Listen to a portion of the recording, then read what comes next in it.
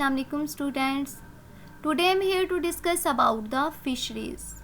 In fisheries we discuss about the aquaculture. In aquaculture firstly we discuss about the fisheries in Pakistan. Then fishes. Fishes is one of the oldest occupations. Means कि जो पुराने वक्तों में जो fishes को use करते थे वो कारोबार के तौर पे भी लोग यूज़ करते थे. जो बहुत ज़्यादा थाउजेंड ऑफ पीपल जो थे ना वो इस कारोबार में या इस पेशे में इन्वॉल्व थे. लेकिन जो लार्ज क्वांटिटी ऑफ फ़िशेस हैं जिनको पकड़ते थे इनमें से कुछ ऐसी भी थी कम्युनिटीज़ जिन्होंने फ़िश को ब्रीड करना स्टार्ट कर दिया. जो फ़िश की ब्रीडिंग है ना उसे कहते हैं fish farming and aquaculture and farming. Means कि ये जो फ़िश को पकड़ने का ब्रीड करने का जो सिस्टम है ना ये बहुत पुराना है. ये नहीं है कि अभी कुछ रिसेंटली टेक्नोलॉजी से ये स्टार्ट हुआ है, नहीं.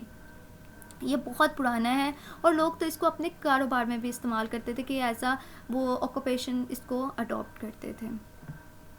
लेकिन जो फ़िश इंडस्ट्री है ना पाकिस्तान की इसको बहुत ज़्यादा पोटेंशियल है फॉर फर्दर डेवलपमेंट कि has the potential for further development. ये शेयर करती है जीडीपी करंटली 0.9% और पाकिस्तान अर्न करता है इससे total 6% of total foreign exchange earning bye exporting fishes. और कौन कौन सी फिशेस को एक्सपोर्ट करते हैं? मेजर जो फिश प्रोडक्ट्स को एक्सपोर्ट करते हैं वो है shrimps and other fish products.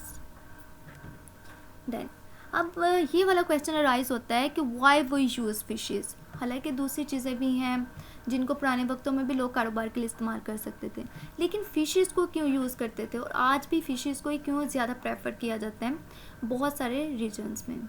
क्योंकि यूज़ ऑफ फ़िश वेस्ट, जो फ़िश का वेस्ट है ये प्रोवाइड करता है एज अ फर्टिलाइज़र या बनाता है फर्टिलाइज़र एंड पोल्ट्री फीड. और जो फ़िश ये प्रोवाइड करती है as a food supplement. Means it delicious nutritious white meat preferred as a low cholesterol diet. और ये ऑयल एक्सट्रैक्शन में भी यूज़ होती है. Means oil extracted from fish provide a source of nutrition. अब ये कौन सा न्यूट्रिशन का सोर्स प्रोवाइड करती है? ये कंटेन करती है विटामिन ए एंड डी. और भी बहुत सारे यूजेस हैं जिसकी वजह से फ़िश को यूज़ किया जाता है. मीन्स जो फ़िश के वेस्ट हैं मतलब यूजेस ऑफ फ़िश वेस्ट को हम डिफरेंट वैराइटीज़ में यूज़ करते हैं फूड सप्लाई के लिए भी और ऑयल एक्सट्रैक्शन के लिए. देन अब टाइप्स ऑफ फिशेस कैच इनमें आ जाएगी sharks, drum, croakers, catfish, skates, rays. ये वो फिशेस हैं जिनको पकड़ा जाता है. ये जिस तरह हमने पढ़ा था श्रिम्प्स का, श्रिम्प को एक्सपोर्ट करने के लिए भी हम यूज़ करते हैं. इस तरह ये भी कुछ फिशेस हैं जिनके बहुत सारे बेनिफिट्स हैं कि क्यों हम इनको पकड़ते हैं. अब आ जाते हैं हम देखते हैं कि फ़िशिंग की कितनी टाइप्स हैं. फ़िशिंग की 4 टाइप्स हैं. Deep sea fishing, coastal crack fishing, mariculture fishing and aquaculture fishing. Firstly we discuss about the deep sea fishing. ये फ़िश की वो फॉर्म है या मछलियों को पकड़ने का हम ये कह सकते हैं एक ऐसा तरीका है जो रिक्वायर करता है डीप वाटर और ये टेक प्लेस होती है further away from the land. मतलब हम ये कह सकते हैं जो लैंड के दूर ओशंस वगैरह होते हैं उनमें ये एंगलिंग का तरीका अडॉप्ट होता है. लेकिन इनमें पानी की डेप्थ होनी चाहिए 30 metres to be considered deep sea fishing territory. और ये जो मेथड है फिशिंग का is often called offshore boat fishing. कैसे मतलब बोट के ज़रिए जब हम समुद्र में जाते हैं समुद्र में बोट वगैरह यूज़ करते हैं तो बोट के ज़रिए भी इसको एंगलिंग इनकी की जा सकती है. मीन्स फिर इसको कहते हैं offshore boat fishing, spot fishing and big game fishing. मतलब ज़्यादा अडॉप्टिव जो तरीका है फ़िशिंग के लिए वो है ये वाला डीप सी फिशिंग जिसे हम ये भी कह सकते हैं बिग गेम फिशिंग.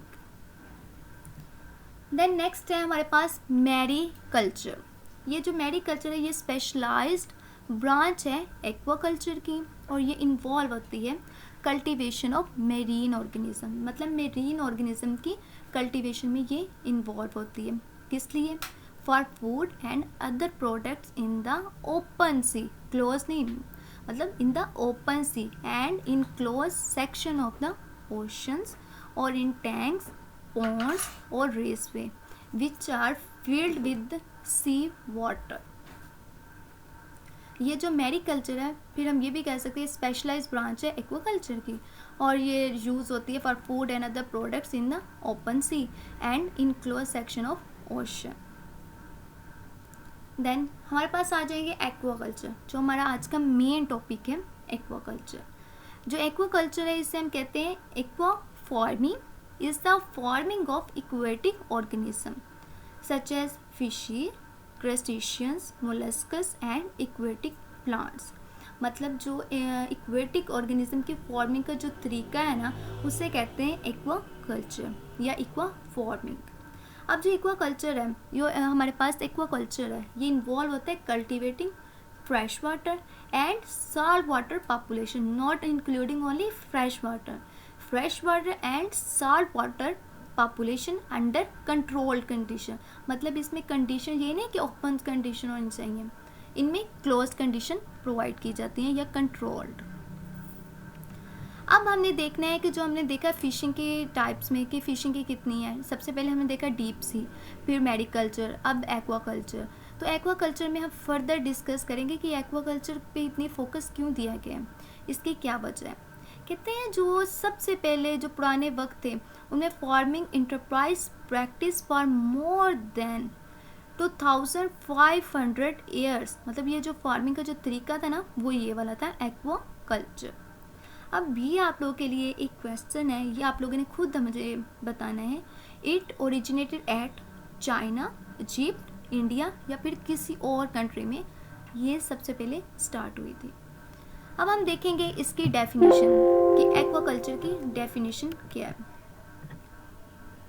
एक्वाकल्चर की उन्होंने कहा है कि जो डेफिनेशन है, it is the production of fish through farming और breeding is confined water following prescribed